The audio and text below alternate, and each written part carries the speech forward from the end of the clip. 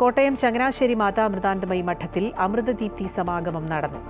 നഗരസങ്കീർത്തനം, മഹാസർവൈശ്വര്യ പൂജ, പ്രഭാഷണം, അർച്ചന, ധ്യാനം, നവഗ്രഹ മഹാഹോമം, ഭജന, ആരതി, അന്നദാനം എന്നിവ സമാഗമത്തിന്റെ ഭാഗമായി നടന്നു. തുരുത്തി മഠം അധ്യക്ഷ സ്വാമിനി നിഷ്ഠാമൃത പ്രാണ അമൃതദീപ്തി സമാഗമത്തിൽ അനുഗ്രഹ പ്രഭാഷണം നടത്തി. മനുഷ്യനെ നേർവഴിക്ക് നടത്താനും സമൂഹത്തിലെ താളലയം നിലനിർത്താനുമുള്ള പ്രായോഗികതയാണ് പ്രാർത്ഥനയെന്ന് സ്വാമിനി പറഞ്ഞു. നിരവധി ഭക്തർ സമാഗമത്തിൽ പങ്കാളികളായി. ശ്രീപ്രിയ ചെങ്ങന്നൂർ, സൂര്യ എസ് കുമാർ എന്നിവരുടെ സംഗീത സദസ്സും സമാഗമത്തിന്റെ ഭാഗമായി നടന്നു.